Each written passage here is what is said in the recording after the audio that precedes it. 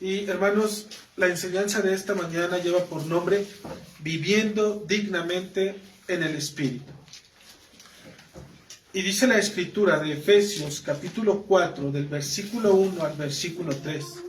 Yo pues, preso en el Señor, os ruego que andéis como es digno de la vocación con que fuisteis llamados, con toda humildad y mansedumbre, soportándoos con paciencia los unos a los otros en amor, solícitos en guardar la unidad del Espíritu en el vínculo de la paz. Hermanos, nuestra enseñanza del día de hoy va a estar centrada en estos tres textos, Efesios 4, del 1 al 3. Y para ello nos es necesario poder hacer un recuento de lo que hasta el día de hoy se ha expuesto dentro de los capítulos 1 al 3. ¿Esto qué intención o por qué lo hacemos, hermanos? Esto se hace con la firme convicción de poder traer nuevamente a sus mentes lo que el Espíritu Santo nos ha permitido conocer mediante la palabra de Dios, la cual ha sido dada a Pablo y de Pablo expuesta a la iglesia de Éfeso. Y que ahora nosotros que tenemos esa carta, también ese mensaje es para nosotros. ¿Ok? Es también para nosotros, hermanos. Y para ello nosotros debemos de recordar que en el capítulo 1, en el versículo 1, vimos primeramente la comisión de Pablo hacia la iglesia de Éfeso. Él es un apóstol, es un mensajero, es alguien que ha sido enviado para poder dar un mensaje. El versículo 2 al versículo 14 se nos van a presentar, mis hermanos, las bendiciones del Dios Trino hacia su pueblo elegido. Pablo va a empezar a describir cada una de esas bendiciones que Dios ha tenido para con los suyos. ¿Cuáles son esas bendiciones, hermanos? Nosotros las vemos en la Escritura. Hemos sido elegidos desde la eternidad. ¿Por quién? Por el Padre. Desde la eternidad Dios ya nos tenía apartados para poder ser llamados en el momento justo y preciso. También este llamamiento, hermanos, tiene que ver o ha sido hecho por medio de la remisión de la sangre de nuestro Señor Jesucristo. Al ser llamados desde la eternidad, Dios nos ha redimido ahora por medio de la muerte de nuestro Señor Jesucristo. Su muerte es lo que nos identifica con Él. Su muerte es lo que nos hace parte de ser pueblo del Señor. Nadie es pueblo de Dios sin entender el sacrificio de lo que es Cristo y lo que significa Cristo en este mundo y para el mundo. También, hermanos, vimos que otra de las bendiciones que tuvimos es que hemos sido sellados por la obra del Espíritu Santo. Y este sello que Dios ha puesto sobre nuestras almas, hermanos, es la garantía eterna de que le pertenecemos. Que no hay nada en este mundo que nos pueda arrebatar de sus manos. Estamos en Él y nos movemos en Él y por Él y para Él. Y por lo tanto, hermanos, estamos y le pertenecemos. Literalmente somos de su propiedad. No hay nada, hermanos, que nos haga mover de la salvación que Dios nos ha dado. La tenemos segura. Es completamente eficaz. Es completamente eterna. Y desde hoy Dios nos permite poder experimentarla. El poder saber, hermano, que hoy, si tú partes de este mundo, te encontrarás delante de Dios, ¿no es una causa de alegría y de gozo en tu corazón? El poder ver a Cristo totalmente delante de ti y poder saber que por su causa ahora tenemos vida en Él. Es una bendición en el Señor, hermanos. También vimos dentro de este mismo capítulo 1, del versículo 15 al 23, Pablo va ahora a interceder en oración por la iglesia, para que Dios les conceda, dice Pablo, sabiduría y revelación en el conocimiento de Él, de tal manera que puedan entender la esperanza a la cual ellos han sido llamados, una esperanza, hermanos, que está ejemplificada mediante la resurrección de nuestro Señor Jesucristo. Pablo no se conforma simplemente con que conozcas las bendiciones que tienes, sino que Pablo ora para que ahora que tú has entendido que le perteneces a Dios, que es mediante Cristo y que por el sello del Espíritu Santo perteneces a su pueblo, Él te dice, oro para que tengan sabiduría, para que tengan más revelación en el conocimiento de Él, que no se conformen a las cosas primeras, que no se conformen a lo que solamente les dieron la primera vez, sino que ustedes mismos, al poder tener más y más comunión con Dios, su palabra cada vez más les pueda ser revelada y cada vez más sus vidas puedan ser afectadas. Y esta esperanza, hermanos, nos da su sello también, que es, como dijimos, mediante la resurrección de nuestro Señor Jesucristo. Si Cristo ha resucitado, hermanos, todas las promesas son en Él sí. Si Cristo realmente resucitó, todas sus promesas en Él son un amén. Porque es Dios quien lo hizo, hermano. Ahora, a este Cristo es a quien se le ha concedido la autoridad, el poder y el señorío sobre la creación. Pero también, para darnos a entender un pedacito de lo que significa el reino de Dios en los cielos, Dios deja un lugar que es su iglesia.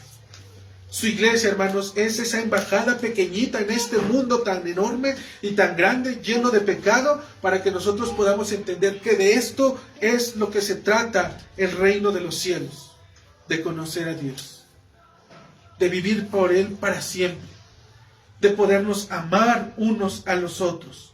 Y allí es, hermano, en donde Cristo en la iglesia es donde reina. Allí es donde se toman las Escrituras, se abren las Escrituras y se ve lo que las Escrituras mismas demandan para con cada uno de aquellos que están dentro de la iglesia. Del capítulo 2, hermanos, al versículo 1 al 10, se nos recuerda también la condición y la muerte en la que prevalecen todos los hombres, y por la cual es necesario la intervención de Dios para darnos vida mediante el don de la fe y sentarnos en los lugares celestiales en Cristo. Capítulo 2, hermanos, es lo que nos va a decir. Ustedes estaban muertos en delitos y pecados, pero Dios, ese pero, es totalmente un cambio, es totalmente la vuelta de la condenación, y ahora vemos cómo Dios obra para salvación. A partir del versículo 11 del capítulo 2 al 22, también Pablo nos va a señalar que esta reconciliación, hermanos, del versículo 1 al 10, es una reconciliación directa de Dios con el hombre, es una reconciliación vertical. Pero del versículo 11 al versículo 22 también nos va a enseñar Pablo que esta reconciliación también tiene que ser horizontal, es decir, con los hombres, el pueblo de Dios. Acuérdense que el pueblo de Dios era el pueblo judío y el pueblo gentil no tenía a Dios, estaban separados de Cristo, alejados de las promesas y de la ciudadanía de Israel. Pero ahora que Cristo murió, ahora que Cristo resucitó también, vemos que ahora Él nos ha reconciliado para con los hombres, para con el pueblo también judío.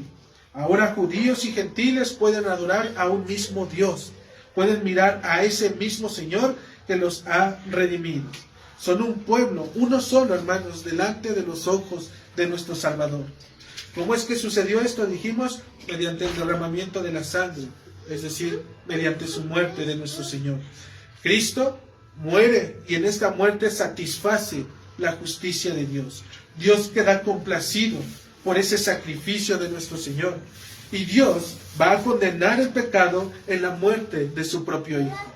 Lo que merecía el pecador lo ha derramado sobre su Hijo, y ahora el pecador queda limpio, queda resplandeciente si ha creído.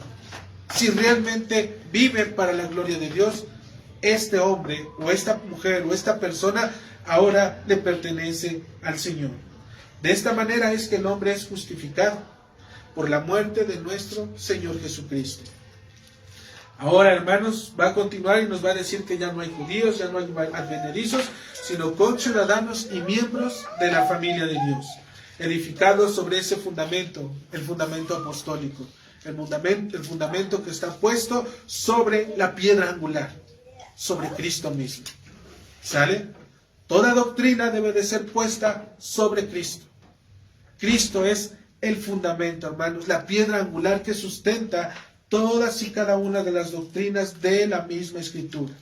En el capítulo 3 al versículo 13, Pablo va a revelar aquel gran misterio que había permanecido oculto en otras generaciones, pero que ahora, por medio del Espíritu, dice, ha sido revelado, ha sido mostrado, les ha sido enseñado. ¿A quién?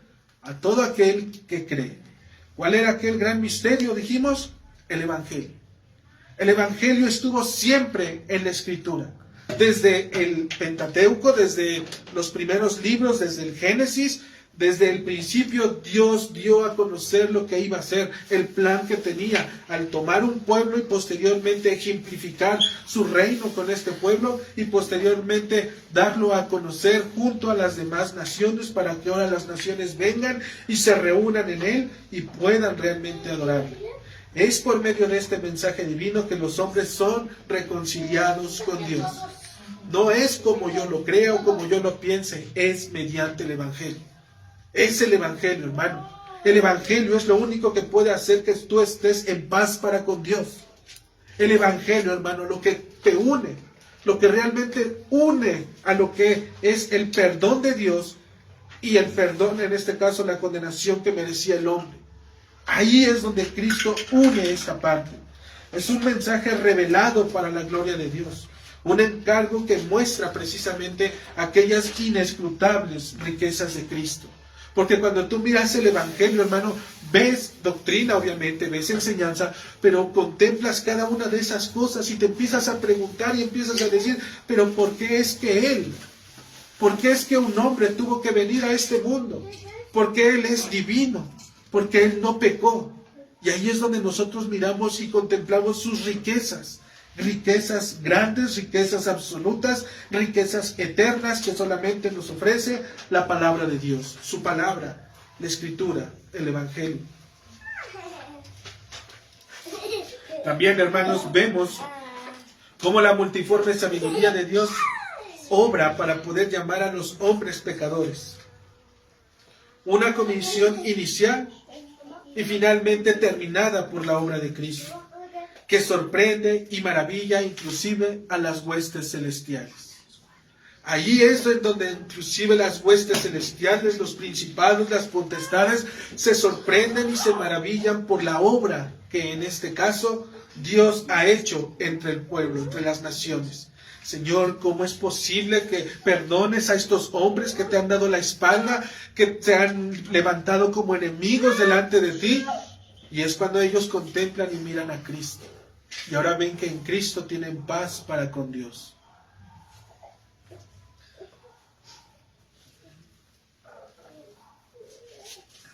Es un mensaje, hermanos. Ellos se sorprenden.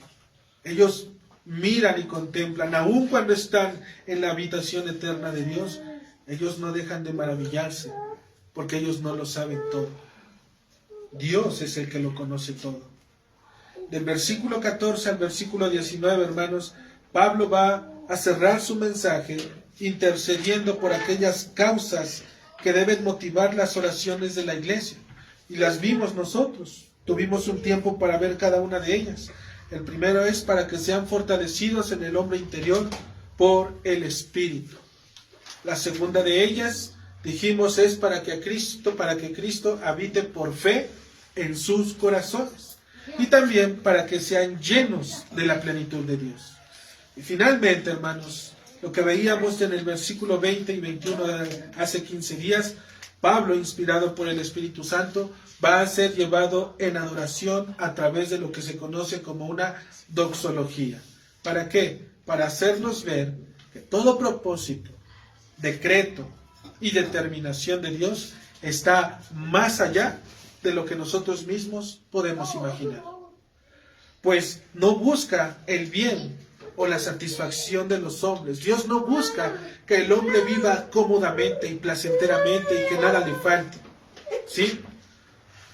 Algunos hombres se ven beneficiados de ellos, pero son los decretos y los designios de Dios. Sino que el verdadero propósito de todo es lo que Él mismo ha hecho. Y lo que Él mismo ha hecho es que hacerlo todo para su propia gloria en la iglesia de Cristo Jesús por los siglos de los siglos. Todo tiene que ver con Dios a través de Cristo y por la obra del Espíritu Santo. Hasta aquí, mis hermanos, es donde nos encontramos, donde dejamos este tipo de series que llevábamos hace 15 días. Aquí es donde estamos parados. Pablo ha dado a conocer a la iglesia de Éfeso el mensaje del Evangelio. Le ha mostrado las doctrinas. Y este mismo Evangelio muestra, dijimos, cada una de estas doctrinas que embellecen al cuerpo de Cristo. Hemos visto el propósito eterno de Dios en Cristo. Y a través de la mente de Pablo, de su pluma, de cómo escriba la iglesia y cómo la iglesia debe de recibirlo. En otras palabras, hermanos, nosotros hemos recibido doctrina, hemos recibido enseñanza, hemos recibido instrucción, sabiduría, conocimiento, razón, discernimiento, juicio, comprensión de lo que Dios ha hecho en Cristo para con su pueblo. Esto es lo que Pablo nos ha mostrado en los primeros capítulos, del 1 al 3.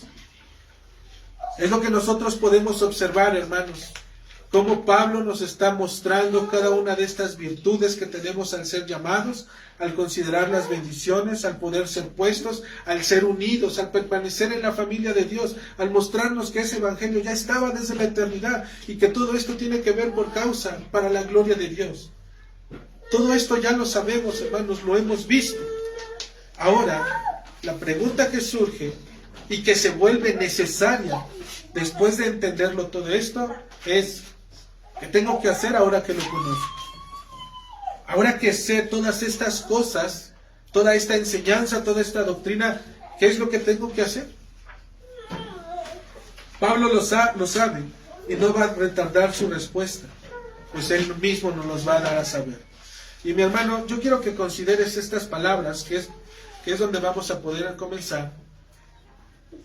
Nadie que está estudiando cualquier especialidad, licenciatura, ingeniería, doctorado, maestría, cualquier persona que está estudiando y se está preparando, no lo hace solamente para acumular conocimiento y dejarlo ahí.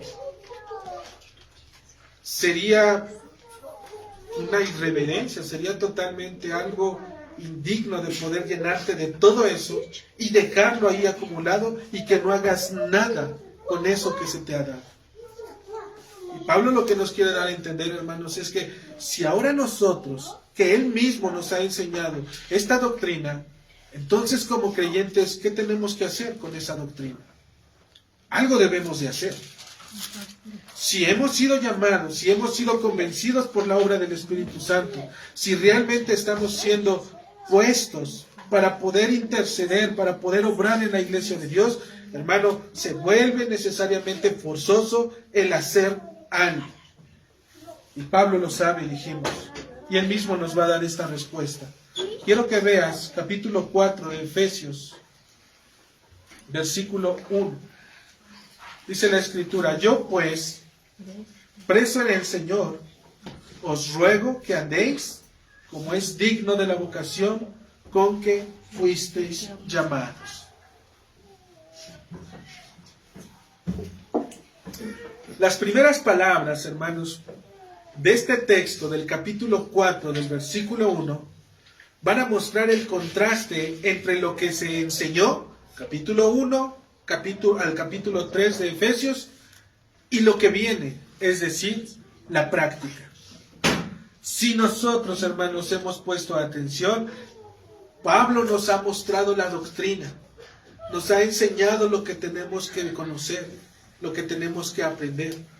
Y ahora nos está preparando para podernos enseñar cómo es que nosotros lo debemos de vivir. ¿Sale? Lo que ya conocemos, ahora Pablo nos está llevando a poderlo vivir. Lo que ya vimos de Dios, ahora Pablo nos está llevando a poder entender cómo es que debemos de practicarlo, de vivirlo. Es una transición, hermanos, entre el principio y la práctica, de la posición que se tiene en las Escrituras y enseguida a través de la conducta. Nuestra doctrina va a embellecer nuestra práctica, va a embellecer nuestra manera de vivir y va a verse afectada en cada uno de nuestros aspectos de nuestra vida. La doctrina es lo que nos va a llevar a poder saber y entender si realmente hemos conocido y hemos tenido un encuentro con Dios. En pocas palabras, hermanos, si nosotros decimos que creemos en Cristo, Pablo me está diciendo, enséñame y muéstrame que conoces a Cristo. Y esto no es a través del intelecto. Eso no viene a través de tener las respuestas correctas, de citar los versículos correctos, sino de examinar tu vida. Porque tu vida va a realmente reflejar si realmente conoces a Dios. Tu vida va a ser el testimonio delante de los hombres, en la iglesia local, delante de los de afuera, en la sociedad, en tu trabajo, a donde quiera que estés. Ahí es donde verdaderamente se va a ver si realmente conoces a Cristo. Dice la Escritura, hermanos, esto es una regla que Pablo aplicaba a las iglesias, no solamente a la iglesia de Éfeso, aplicaba de manera general para cada una de las iglesias a las cuales él les escribía. Primero doctrina y de inmediato la práctica. Doctrina y práctica. Doctrina y práctica es algo que debe de estar puesto en todo tiempo. Y para ello, hermano, quiero que veas precisamente, te lleves este texto. Yo pues, preso en el Señor, os ruego que andéis como es digno de la vocación con que fuisteis llamados. Lo que ya aprendiste, ahora ponlo por obra. Romanos, capítulo 12, versículo 1, hermanos. Romanos, capítulo 12, versículo 1. También Pablo en los primeros capítulos de Romanos muestra también la doctrina de Cristo. ¿Sale? Y en el versículo 12 dice versículo 1. Así que, hermanos, os ruego por las misericordias de Dios que presentéis vuestros cuerpos en sacrificio vivo, santo, agradable a Dios, que es vuestro culto racional. Nuevamente Pablo les está pidiendo que lo que ellos ya han entendido, que ya han leído y que deben de estar conociendo, ahora lo estén llevando a poner por obra. Por eso dice, les ruego que presenten sus cuerpos en sacrificio vivo, santo, agradable a Dios, que es vuestro culto racional. Es lo que le agrada a Dios, una vida en obediencia, una vida en santidad, una vida agradable, en sacrificio. ¿Sale? Hermanos, Colosenses 3:5, también Colosenses 3:5 nos da una prueba de lo que Pablo nos está mandando a poder entender. Dice Colosenses 3:5, haced morir pues lo terrenal en vosotros, fornicación, impureza, pasiones desordenadas, malos deseos y avaricia, que es idolatría. Y va a empezar a citar cosas que se deben de abandonar. También, nuevamente, doctrina. Y ahora, ¿qué les da? Ahora lo que ya conoces, por favor, hazlo. Hazlo. No simplemente que se te quede en la cabeza. No que digas, wow, es cierto todo esto. Hazlo, practícalo, llévalo a cabo, vívelo realmente. Experimenta realmente las bendiciones de Dios cuando nos sometemos en obediencia hacia el Señor. Porque ahí, hermano, es donde realmente el Señor va a bendecir. El abstenernos de hacer cosas, el abstenernos de portarnos mal. Hermanos, eso cualquiera lo puede hacer. Cualquier persona lo puede hacer. Pero estar convencidos desde nuestro corazón que lo que se está haciendo es por causa del sacrificio de Cristo, eso no lo hace cualquier persona. Para eso necesitas al Espíritu Santo para que te redarguya. Y ahora eso que amabas, ahora lo detestes. Para esto, hermanos, es que se necesita la obra del Espíritu Santo. Este Pablo, hermanos, él mismo se va a presentar como ejemplo de cómo llevar una vida digna que agrada a Dios en Cristo Jesús. Por eso él comienza y dice, yo pues. Esto que hace, hermanos, no se trata de soberbia o orgullo. No crean que Pablo se está diciendo como que, mírenme a mí, yo soy la ejemplificación personificada de lo que ustedes deben de ser. Esto no es orgullo, hermanos, tampoco es soberbia, todo lo contrario. Él manifiesta su humillación y su sentido de propiedad y dependencia de Cristo. No se olvida de su condición actual, todo lo contrario, la recuerda con gran afecto y fidelidad. ¿Por qué? Porque el texto lo dice, yo pues, y dice, preso en el Señor. Nos recuerda nuevamente que Él está preso, no se deja mover por lo que Él entiende o conoce. Él se mueve por causa de lo que Cristo hace. Y nosotros eso también lo vemos al poderle dar a conocer esto a la iglesia de los tesalonicenses, capítulo 4, en el versículo 1, hermanos, dice la Escritura, por lo demás, hermanos, os rogamos y exhortamos en el Señor Jesús, que de la manera que aprendisteis de nosotros, como os conviene conduciros y agradar a Dios, así abundéis más y más. Pablo se pone como ejemplo, pero no solamente él, sino también con aquellos con los que él está. Y les dice, así pues, yo preso en el Señor. Él continúa, hermanos, mirando y extendiendo sus humillaciones y su sentido de propiedad a aquel a quien pertenece. Él está preso en el Señor. Su encarcelamiento externo es lo de menos. Eso es lo de menos, hermano. El hecho de que Pablo esté encerrado en un lugar y que no pueda salir y demás, eso le tiene sin problema. Para eso él no le preocupa. ¿Sale? Sus verdaderas ataduras, hermanos, se encuentran con Cristo. Él realmente, sus verdaderas ataduras, sus grilletes que él tiene son espirituales y están puestos por la obra de Cristo. Ahí está preso en el Señor. Ahí es que él mismo, en esa cárcel externa, en esa cárcel física, ahí es donde él ha encontrado la libertad y la felicidad que este mundo y sus placeres no pueden ofrecer. Porque ahí en donde está, hermano, él tiene la plenitud del todo, tiene a Cristo. Y por esa sencilla razón de tener a Cristo, lo tiene todo en ese lugar. A él no le importa, hermanos, las condiciones en las cuales se encuentre. Él está pleno, ahí, donde le gusta estar. Porque ahí le ha permitido el Señor y lo ha llevado a que pueda seguir escribiendo, a que pueda seguir siendo apartado, a que pueda seguir orando realmente por causa de la iglesia de Cristo, a que sus oraciones no sean vanas, que sus oraciones no sean innecesarias, que sus oraciones, hermanos, no estén dependiendo de que les digan, ayuda a tal hermanito a esto. No. Pablo ora, hermanos, para que cada uno de aquellos hermanos de las iglesias puedan ser cada vez más como Cristo. Por su causa, por la causa de él, hermano. Pablo va a retomar el pensamiento, si ustedes recuerdan, de prisionero de Cristo, capítulo 3, en el versículo 1. Por causa del Evangelio, dice él, yo, Pablo, prisionero de Cristo, lo que nos dice el capítulo 3, versículo 1. Pero ahora extiende ese pensamiento, hermano, de sentirse preso, para poder decir que ahora es prisionero en el Señor. Esto nos demuestra que la paga por haber muerto al mundo es la vida eterna en sujeción y obediencia a Dios.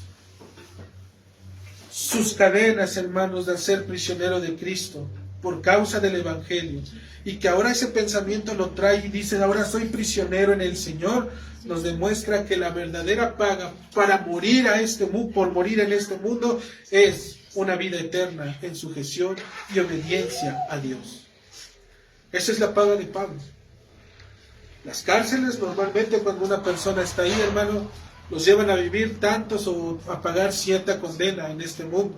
Si salen de este mundo y siguen siendo iguales o cambian solamente moralmente. Pero, hermano, la paga por haber muerto a este mundo, donde Pablo es culpable, es permanecer una eternidad con Dios. Y por esas causas, hermanos, son legítimos nuestros padecimientos. Son legítimos lo que nosotros, en este caso, sufrimos. Porque al final del día, hermanos, nosotros estaremos en la eternidad con Dios, mirándolo a Él. Y todo lo que hoy vemos, lo que conocemos, hermano, lo que hoy tu corazón tiene carga y cansancio y pesadumbre y todo este tipo de cosas, llega un tiempo, hermano, Dios en su momento nos librará, nos dará la paz. nos traerá realmente el sustento que necesitamos para poder vivir y experimentar su libertad en este mundo. Solamente créanlo y vívanlo.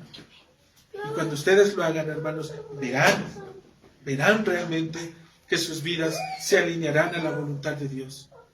Y que lo que antes, donde sus corazones estaban y temían y se preocupaban, ahora cuando viene nuevamente ese Goliat a sus vidas, ahora en Cristo, hermanos, tienen la virtud de poder enfrentarlo cara a cara y poder decir, ya no más. Se acabó ese tipo de vida, se acabó esa persona que vivía y pensaba como él mismo quería. Ahora esa persona confronta a ese Goliat, hermano. Y no es un mensaje motivacional, hermano, pero es para que consideres la obra de Cristo. Porque en Él, hermano, tenemos seguridad. En Él tenemos esperanza. En Él tenemos todo, mi hermano. Cada una de las cosas que necesitamos. Por tanto, hermano, la respuesta que va a presentar Pablo a nuestra pregunta inicial, la cual decía, bueno, y ahora que sé todo esto de doctrina y la instrucción, ¿qué tengo que hacer ahora que conozco todo esto? Pablo nos las va a dar a través de la Escritura, es decir, la Escritura nos responde a la misma Escritura. Y en este caso, ¿qué es lo que tengo que hacer ahora que conozco la doctrina? Dice Pablo, os ruego que andéis como es digno de la vocación con que fuisteis llamados. Es la respuesta de la Escritura, hermano. Y no necesitamos otra cosa más que la misma palabra del Señor. ¿Qué tengo que hacer ahora que tengo la doctrina y la enseñanza? Simplemente dice Pablo, anda como es digno del llamamiento con que fuiste llamado, conforme a tu vocación. ¿Ya lo conoces? Ponlo por obra. Pero hay algo interesante, hermano, en estas palabras. Realmente estuve tentado, hermano, a poderlo dejar solamente hasta este versículo al 1, pero se me iba a quedar incompleto. Porque hay, en verdad, tanta enseñanza, tanta doctrina que nos muestra Pablo, que deberíamos de sentarnos, hermanos, y examinar cada una de estas palabras que Dios nos presenta. Si realmente hemos recibido y abrazado la doctrina de Cristo, entonces, por consecuencia, dijimos, la vida de todo hombre debe de ser transformada. Es forzoso. No es si queremos o no, es que debe de ser. Debe de suceder. Y para ello, la idea que tiene Pablo en estas líneas, dijimos, es profundo, pero también es hermoso, es bello. El ruego que transmite, hermanos, cuando él dice, yo pues, preso en el Señor, os ruego, este ruego que transmite no trata o no tiene la intención, hermano, de mirarlo a él, ¿sí?, en su condición encerrado en un lugar y de causarnos lástima. Esa no es la intención que Pablo quiere. Él no quiere que nosotros lo veamos a él y veamos su carta y digamos, ay, pobrecito, nos está pidiendo, nos está rogando desde ese lugar. Él no trata de generar en el hombre lástima o compasión humana por su persona. Acuérdense que él está feliz en ese lugar, tiene libertad en Cristo. Por el contrario, hermano, este ruego que viene a través de la pluma de Pablo, inspirado por la obra del Espíritu Santo, es una iniciativa divina de parte de Dios hacia su pueblo. Este ruego que hace Pablo es Dios mismo, para que en unidad pueda el pueblo de Dios, la iglesia del Señor, ser preservados a vivir dignamente, y de esta manera la gloria le pertenezca a Él. Unir, hermanos, si tú puedes hacerte esa pregunta, unir a un grupo de personas que son los que estamos aquí, de diferentes contextos, cada uno de nosotros, cada uno de ustedes tiene una historia. Cada uno de ustedes tiene una historia de quién era antes de venir al Señor. Cada uno de ustedes sabe cuál es su condición. Pero lo maravilloso de esto es que aún dentro de cada contexto, Dios nos llama a poder vivir bajo un mismo pensamiento. Y este mismo pensamiento que viene a través de la doctrina nos va a enseñar a conducirnos de manera grupal. Aquí, hermano, no aplica como en el mundo, que el que más tiene es el que puede, el que tiene los beneficios. Hermano, aquí en la iglesia de Dios, es el que más tiene, es el que debe de servir a todos. ¿Sí? El más grande es el que debe de servir. El que quiera ser el primero, dice el Señor, debe de ser el último. Las reglas dentro de la iglesia del Señor son al revés. Aquí no funciona como el mundo lo hace. Aquí, hermano, es al revés. Y esto solamente puede suceder si se tiene a Cristo en medio de nosotros. Solamente va a poder suceder si se tiene a Cristo en medio de nosotros y con nosotros. ¿Sí? Por tanto, ¿qué tengo que hacer ahora que conozco doctrina? Nuevamente la pregunta, tomando el mandato de lo que la Escritura establece, Pablo llama a la iglesia a que permanezca unida. ¿Por qué? Unida o en comunión con el propósito ¿de qué? De ser exhortada, animada y consolada. ¿Y por qué les digo esto, hermanos? Porque precisamente las palabras del texto que está usando Pablo tienen este sentido.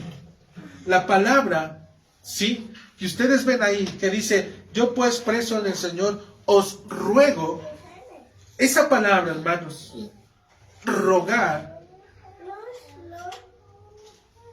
en el griego significa parakaleo.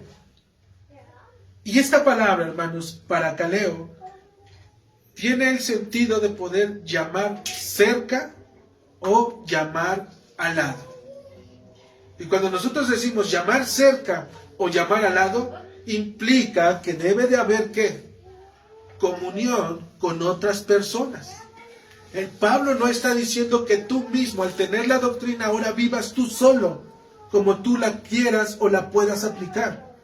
Lo que Pablo está diciendo cuando dice, yo pues preso en el Señor, os ruego, os parakaleo, que se llamen, que se mantengan cerca. ¿Por qué? Porque el contexto de todo lo que nosotros vamos a leer, a partir del versículo 4, del capítulo 4 en adelante, habla de la iglesia. Habla totalmente de la iglesia, hermano. No habla de manera personal. Nos habla de la iglesia de manera grupal.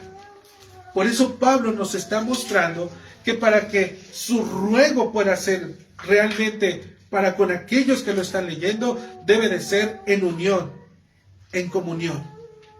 Porque en esta comunión y en esta unidad, hermanos, es que el verdadero propósito de Dios se va a manifestar. ¿Cuál es ese propósito? Estamos llamados a permanecer cerca o mantenernos al lado. ¿Con qué? Para poder ser exhortados, para poder ser animados, para poder ser consolados por medio de la palabra de Dios. Ese es el propósito, hermano. Por eso Pablo, una vez que les dio la doctrina, ahora los llama en grupo y les dice, ahora, como por ahí podríamos decir, ámense.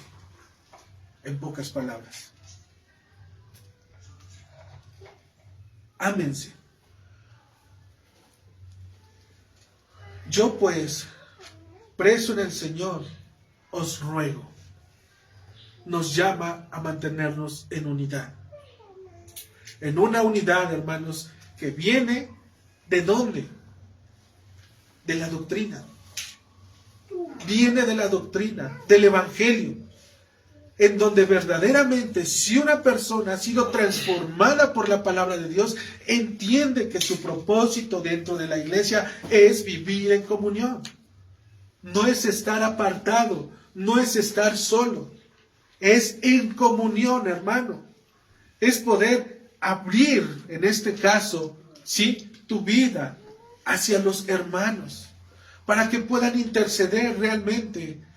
Para un hermano verdadero en la fe que te ama, va a interceder a Dios por las causas correctas para contigo, para con tu familia, para lo que tú en este caso estés pasando o solicitando. Un hermano verdadero va a tener sus rodillas delante de Dios, intercediendo y llevando tu nombre constantemente delante del trono de la gracia, para poderle decir: Señor, Él es uno como nosotros. Él es un hijo de Dios. Él es por uno de aquellos, Señor, que Cristo murió. Él es Dios por la causa de la sangre de tu Hijo, que vertiste en el madero y que se derramó hasta la última gota, Señor. Él es digno de que le puedas conceder o le puedas prestar el favor. Por eso esta palabra, hermano, cuando Pablo nos ruega, este rogar, hermanos, dijimos, no tiene la intención de causar lástima, sino de llamar a mantenernos cerca, a mantenernos unidos. En segundo lugar, hermanos, la Escritura nos dice que debemos de andar. Yo, pues, preso en el Señor, os ruego que andéis. ¿Sale? Y esta palabra, hermanos, andar, tiene que ver con la palabra griega que dice peripateo, el cual significa peri es alrededor, caminar, pateo. Si nosotros unimos estas palabras, hermanos, es como caminar alrededor, no ser, ¿qué? Inconstantes. Y esto nos lleva aún con más profundidad a poder tener un estilo de vida en Cristo. No que hoy estoy bien y reacciono de una manera y demás. Peripateo, caminar o mantener un estilo de vida delante de Dios, delante de los hombres, dentro de su iglesia. Cuando nosotros vemos las palabras, hermanos, ya en su contexto y en el significado, nos cambia la vida. Porque normalmente cuando leemos, os ruego que andéis como es digno. Pues es digno que escuche la palabra y yo, mientras obedezca a Dios y haga lo correcto, no me importan los demás. Pero cuando tú escuchas que el ruego de Pablo es para ti, para con tus hermanos, para poder vivir juntos, y que sobre todo tu vida debe de ser constante y en armonía con lo que estás viviendo y que sea un estilo de vida, ahí es donde cambia todo. Porque ahora este estilo de vida va a reflejar que verdaderamente has conocido y eres merecedor de la común fe que profesan los demás creyentes. La unidad en el cuerpo de Cristo debe revelar que verdaderamente hemos creído en el mismo Dios. Aquel que me llamó a mí, que me perdonó, que me justificó, que me está santificando y que me glorificará en la vida eterna, ese Dios, hermano, es el mismo Dios que debe de llamarte, que debe de perdonarte, debe de justificarte y que en su momento también te glorificará en la vida eterna. Porque la obra es general para con cada uno de los creyentes. Nadie puede saltarse esos pasos. Nadie puede decir, pues a mí no me llamó, pero por cuanto no me llamó, yo vine a Él. No es así, hermano. Es Dios quien llama. Es Dios quien te toma del lugar donde estás y te dice, Él es parte, como dijo Cristo, tengo otras ovejas que no son de este redil. Tú eres parte de esas ovejas que son de otro redil, pero que también son llamadas. Dios llamó a un pueblo primeramente, ejemplificando al pueblo de Israel, pero ahora llama a este otro pueblo. Finalmente el que llama es el mismo Dios. Este mismo Dios es el mismo Dios que ahora nos perdona a ti y a mí, ¿sí? Por nuestros pecados. Nadie puede decir, pues a mí no me perdonó tanto. Al que más se le perdona, hermanos, dice la Escritura, más, ¿sí? Más se le ama. Si alguien cree, hermano, que no se le ha perdonado tanto, o que sus pecados no han sido tan grandes, hay un problema. Porque entonces no hemos entendido cuál es la gravedad del pecado. El pecado, aún por lo más mínimo que sea, es totalmente aborrecible delante de la presencia de Dios. Por ejemplo, hermanos, ahí tenemos a Génesis. Vean a Adán y vean a Eva. Una simple desobediencia, ¿qué es lo que implicó? Totalmente la separación de Dios. La fractura del conocimiento de Dios. Ellos pecan y en ese momento que pecan, inmediatamente se esconden del Dios vivo. Tienen miedo de aquel que los creó. ¿Cómo puede ser eso? Perdieron totalmente la idea de quién era Dios. Y hoy los hombres, hermanos, también tienen este tipo de pensamiento acerca de Dios, creyendo que se pueden esconder del Señor. Por lo tanto, cuando Pablo nos está diciendo, primero que nos ruega vivir en comunión para que andemos, es decir, para que nuestro estilo de vida realmente revele que hemos sido merecedores de la fe que se nos ha sido dada para poder vivir para la gloria de Dios.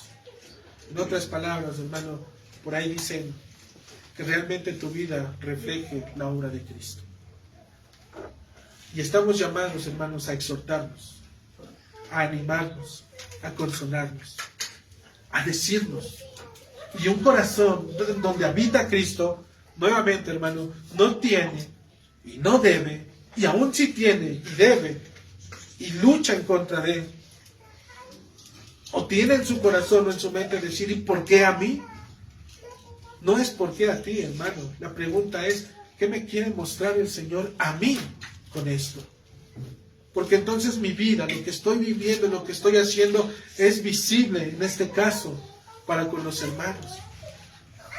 Y si mi hermano que está en Cristo ve algo, obviamente, que no es correcto delante del Señor y conforme a su palabra, hermano, por amor, en verdad, por amor, está obligado Él a decirme.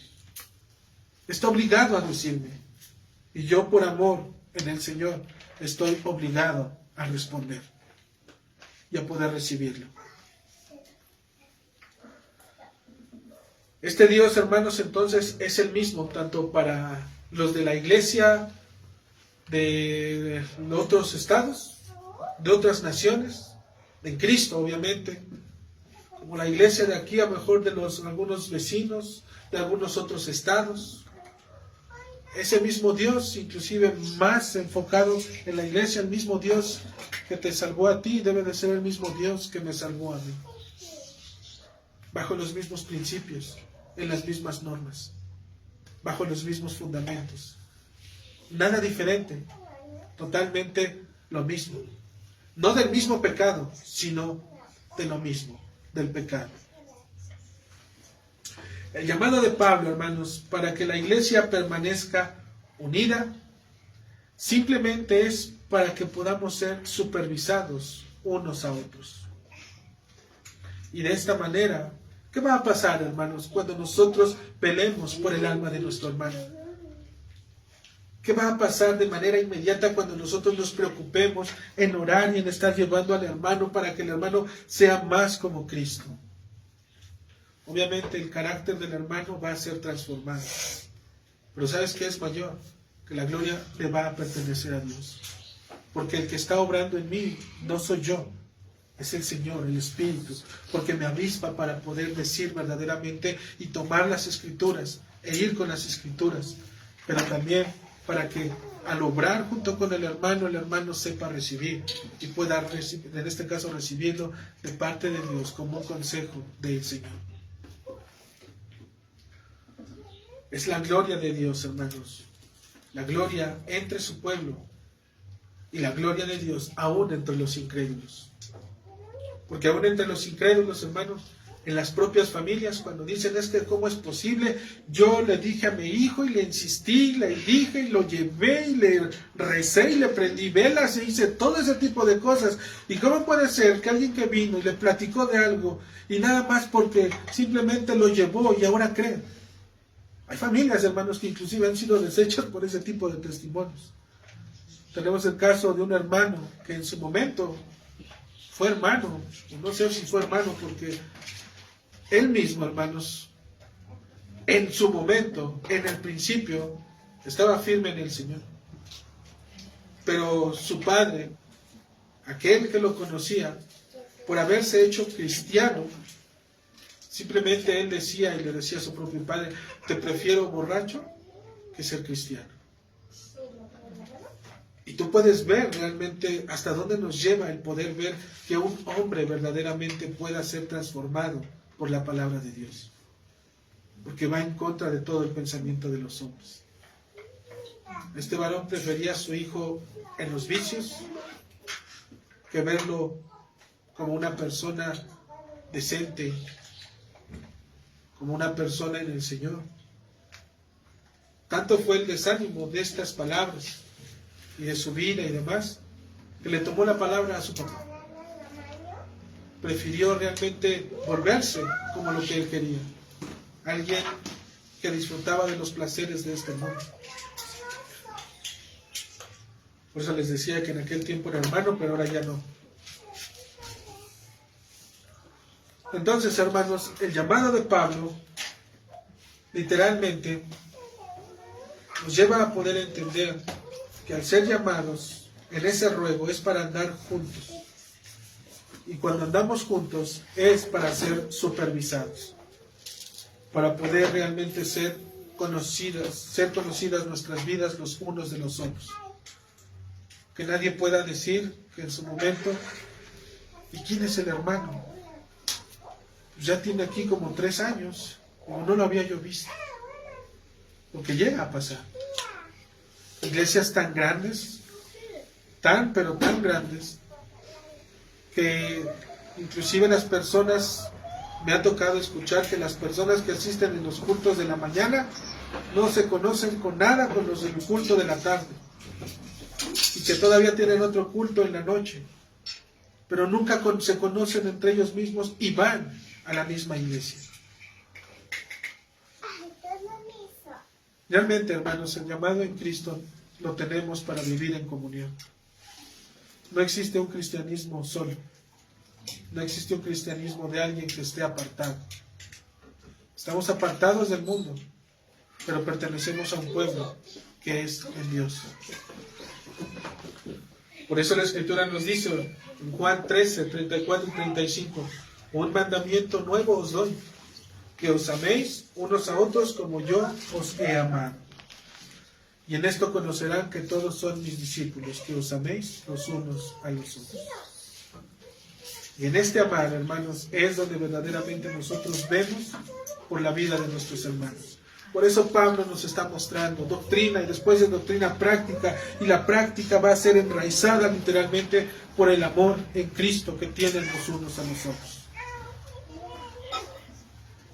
El mantener una vida, hermanos, en el Espíritu, como decía nuestro título del principio, implica que necesariamente debemos de ser exhortados. No es si queremos, no es que digamos, a mí no me han dicho nada, creo que estoy viviendo muy bien. Al contrario, hermano, si no se te ha dicho nada, preocúpate. Porque puede ser que entonces estemos viviendo no tan bien como nosotros creemos.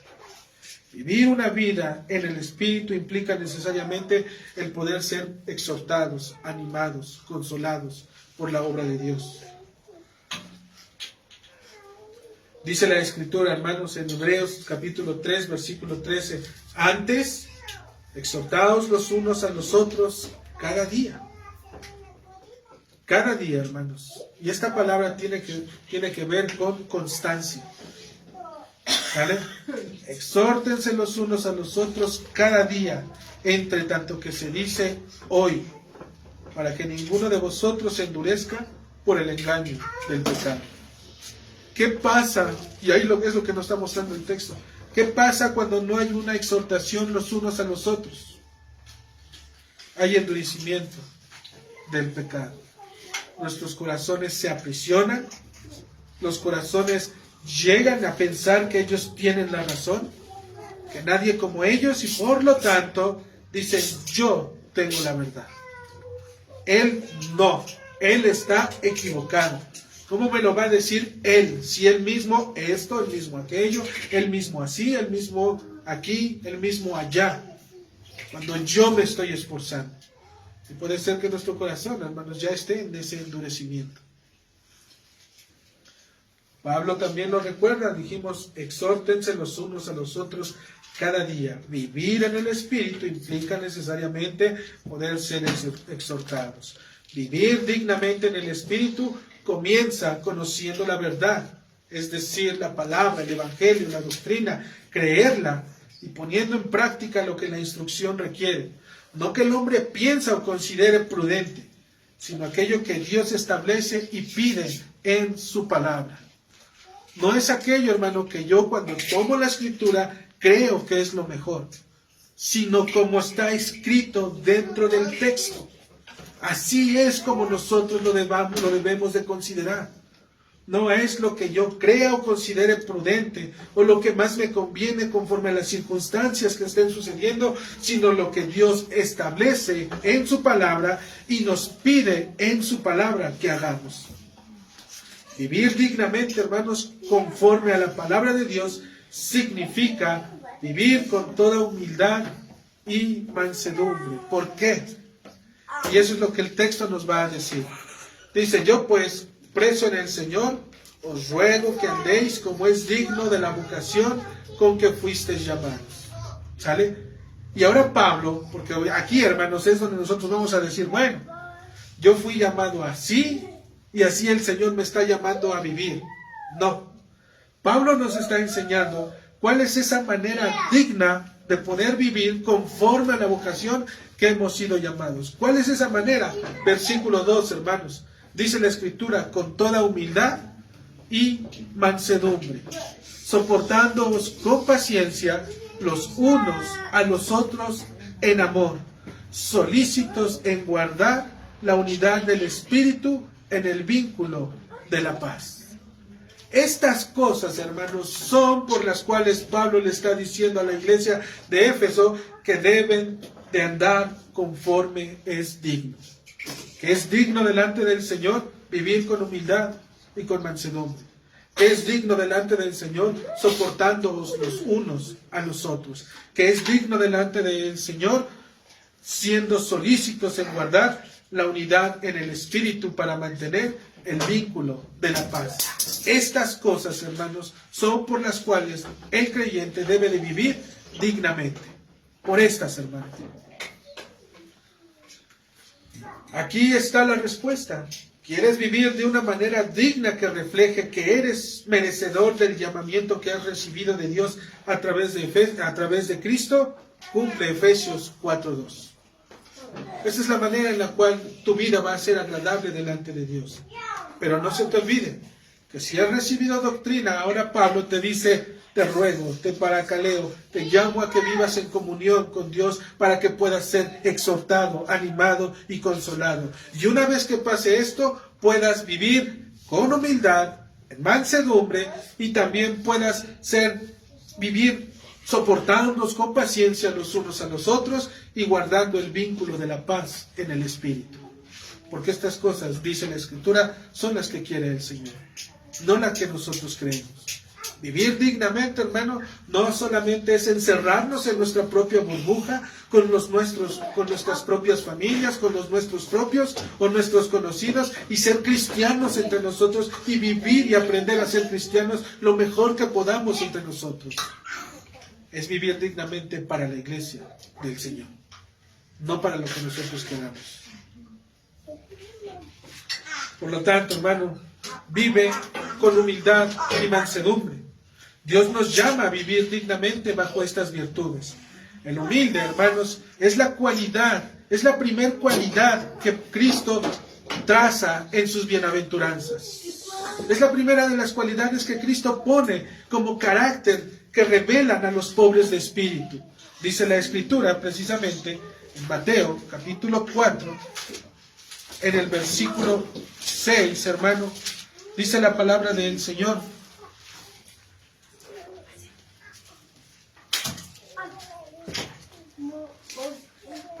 Mateo capítulo 5, versículo 3. Bienaventurados los pobres en espíritu, porque de ellos es el reino de los cielos. Humildad, hermanos, tiene que ver con pobreza. No pobreza física, pobreza de espíritu.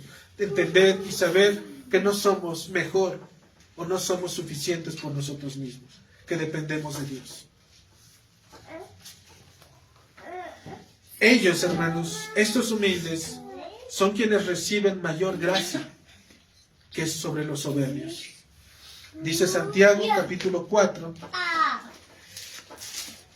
en el versículo 6.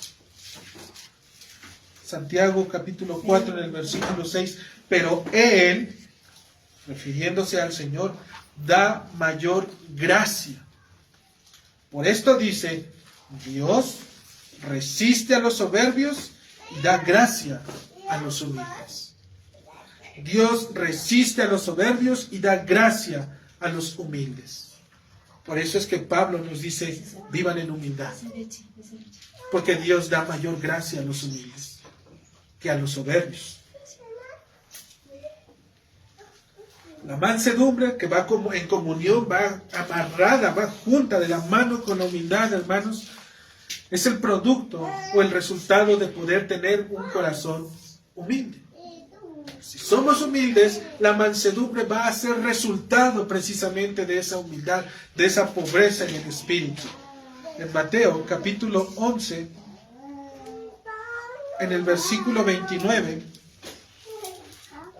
dice la Escritura, llevad mi yugo sobre vosotros y aprended de mí, que soy manso y humilde de corazón. El Señor tenía estas dos virtudes, eran parte de su carácter. La mansedumbre, mis hermanos. La mansedumbre es alguien que también goza del control del carácter, de su carácter, y lo somete siempre en la voluntad del Espíritu. Por eso Pablo nos llama a poder vivir bajo estas dos cosas, en humildad y en mansedumbre. También soportándonos con paciencia en amor. Dos cosas que los hombres tristemente han separado y han querido justificar en sus propias conciencias. Hay quienes soportan con paciencia. Soportan y aguantan una y otra. Pero ¿sabes qué? No aman. Soportan. Y reciben la estocada, por así decirlo. Pero hay algo en su conducta, hay algo en su carácter que nos llama a poder ver que realmente no aman. La paciencia tiene que ver, hermanos, con la longanimidad. Y la longanimidad es un fruto del Espíritu Santo que significa esperar. Y esperar. Y esperar. Y esperar, y esperar, y esperar, hasta que el amor verdaderamente nace, por las causas o las consecuencias que se estén dando. Es poder verdaderamente, dice la Escritura, sopórtense con paciencia. Y Pablo sabe lo que está pasando. Los unos a los otros. Los unos a los otros. ¿A quiénes? ¿A los que están en otra iglesia? ¿Con ellos tenemos comunión? ¿Ellos nos conocen? ¿Saben nuestro carácter? ¿Saben cuando nos enfadamos? ¿Saben cuando fruncimos el ceño? ¿O cuando ya nos apartamos y decimos, chin, ya se me fue el hermano, chin, ya pasó esto, chin, ya pasó lo... ¿Ellos lo saben? Ellos solamente ven lo externo. Con los que estamos, hermanos, son con los que nos conocemos. Con estos mismos son con los que Pablo nos dice, sopórtense los unos a los otros. Y nos da la receta en amor. Porque el amor cubre multitud de pecados. El amor, hermanos, nos va a llevar a experimentar y a poder realmente saber que hemos perdonado, que seguimos soportando. Que tenga que pasar el tiempo que tenga que pasar, pero que el Señor está obrando en mi hermano. Y dice la Escritura todavía, solícitos en guardar la unidad en el Espíritu, en el vínculo de la paz. Si queremos vivir dignamente, es necesario que como iglesia nos esforcemos a atesorar la unidad del Espíritu. No aquello que creamos que puede unirnos o que nos pueda seguir siendo familia, sino lo que el Espíritu demanda que guardemos. Cumplir este mandato, hermanos, Pablo cuando dice solícitos, tiene que ver con velocidad, con esfuerzo, con que nos apresuremos. Si vemos que algo está mal, inmediatamente ir sobre de ello, abordarlo, tratarlo, ponerle la solución y realmente llevarnos en el Señor para poder orar por las circunstancias. Debemos de procurarlo constantemente y entre más rápido, mejor. Desatender o abandonar este mandato obviamente tiene sus consecuencias. ¿Qué consecuencias hay en que nosotros podamos ser condescendientes con el pecado? Separación. ¿Por qué no me dijiste antes? Para atenderlo a la brevedad nos laza. Esto es, que nos hace uno dentro del mismo cuerpo. Y lo que nos une es, y va a traer, y va a generar, es paz. Primera Corintios capítulo 6 del versículo 17 nos va a decir la Escritura. Este texto está muy bonito, ayer que lo leía. Es muy cortito, pero es hermoso como lo cita Pablo. Primera Corintios capítulo 6 versículo 17 dice: pero el que se une al Señor, un espíritu es con Él. Aquel que se une al Señor, un espíritu es con Él. Si hemos creído que la iglesia es del Señor, entonces todo aquel que está unido a la iglesia es también uno con Cristo. Y por lo tanto, uno con aquellos con los que estás. Amado hermano, vivir dignamente en el Espíritu es un mandato para aquellos que han muerto a sí mismos. Esto ya no tiene, esto significa que ya no hay más tesoros que cuidar en esta tierra.